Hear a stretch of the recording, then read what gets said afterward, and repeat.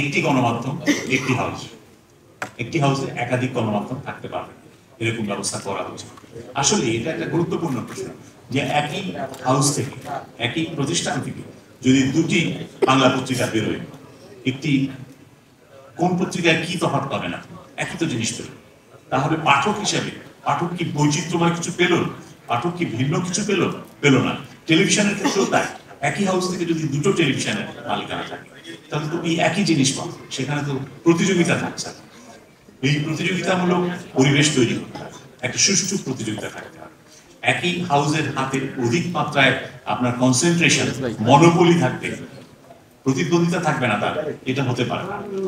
Television, সংবাদপত্র, online, radio সব একই হাউসের মধ্যে থাকবে, এটা হতে পারে না। এটা অন্য অনেক দেশেই হয় না। আমেরিকাতেও যেই হাউসে টেলিভিশন ওন করে সেই হাউসের থেকে কাগজ বের করতে পারে না, পত্রিকা বের করতে পারে না। আমাদের এখানেও এরকম কিছু চিন্তা করা দরকার, সেটার অবকাশ রয়েছে।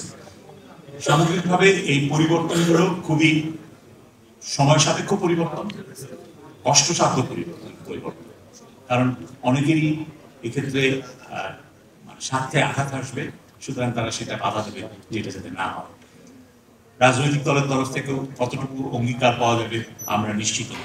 যদিও কমিশনের তরফ থেকে আমরা সমস্ত রাজনৈতিক দলগুলোর কাছে চিঠি দিয়েছি যে তারা যেন লিখিতভাবে আমাদের কাছে তাদের সুপারিশমালা পেশ করে। তারা লিখিতভাবে সুপারিশমালা পেশ করলে আমাদের জন্য যেটা বাড়তি সুবিধা আমরা পাবো সেটা হচ্ছে যে আমরা সুপারিশ করার ক্ষেত্রে যদি তারা কখনো বলে যে না এই সুপারিশ বাস্তবায়নযোগ্য নয়, তখন আমরা মিলিয়ে দেখতে পারবো যে তারা তাদের সুপারিশে কি বলেছে। তারা যদি বলে থাকেন যে আসলে মুক্ত সাংবাদিকতার জন্য, স্বাধীন সাংবাদিকতার জন্য এই পদক্ষেপ তারা প্রতিশ্রুতি দিয়েছেন আর সেটা এখন বিরোধিতা করছেন, তখন তারা আমি বলতে পারবো যে আপনারাই প্রতিশ্রুতি দিয়েছিলেন কিন্তু আপনারা এখন সেখান থেকে। সেরকম কারণেই আমরা চেষ্টা করছি এবং উদ্বুদ্ধ করছি রাজনৈতিক দলগুলোকে, আহ্বান জানিয়েছি তারা তাদের সুপারিশগুলো যেন আমাদের কাছে দেন। ইতিমধ্যে বেশ কয়েকটি দল দিয়েছে এবং আমরা আশা করছি বাকি যাদের কাছে লিখেছি তারা আমাদেরকে সেই সুপারিশগুলো দেবেন। আমাদের এই মত বিনিময় পালা আমরা 31 তারিখ জানুয়ারি শেষ পর্যন্ত অব্যাহত রাখবো। সুতরাং এখানে আপনারা যা আলাপ আলোচনা করলেন, এই আলাপ আলোচনার বাইরেও যদি আপনাদের আর কোনো সাজেশন দেওয়ার থাকে, কোনো পরামর্শ থাকে, তাহলে আপনারা সেই পরামর্শ আমাদেরকে দিতে পারবেন, লিখিতভাবেও দিতে পারবেন, আবার অনলাইনেও দিতে পারবেন। অনলাইনে দেওয়ার সুযোগ আছে, সেটা হচ্ছে mrc.portal.gov.pd এই ঠিকানায় গেলে আপনার ওখানে মতামত দেওয়ার অপশন আছে এবং সেখানে আপনি মতামত লিখিতভাবে দিতে পারবেন। আমরা এর মধ্যে আরো যে কাজ করেছি সেই কাজটা হচ্ছে জাতীয় পর্যায়ে আমরা একটা জনমত সমীক্ষা করেছি, মিডিয়া সংক্রান্ত সমীক্ষা, যেটা বাংলাদেশে গত 53 বছর কখনো হয়নি। জাতীয় পর্যায়ে এই সমীক্ষা গত 1 জানুয়ারি থেকে 7 জানুয়ারি পর্যন্ত বাড়ি বাড়ি গিয়ে প্রশ্ন করে এটা করা হয়েছে। দৈব চয়ন পদ্ধতিতে 46,000 বাড়িতে আমাদের লোকেরা গিয়েছিলেন, তথ্য সংগ্রহকারীরা, এবং তারা সেখান থেকে মতামত নিয়ে এসেছেন।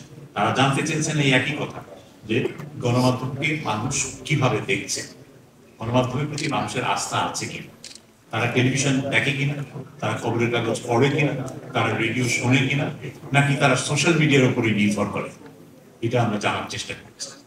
যদি তারা গণমাধ্যমকে পরিত্যাগ করে থাকে, না শুনে থাকে বা বিশ্বাস না করে, তাহলে কেন বিশ্বাস করে সেটাও আমরা জানার চেষ্টা করছি।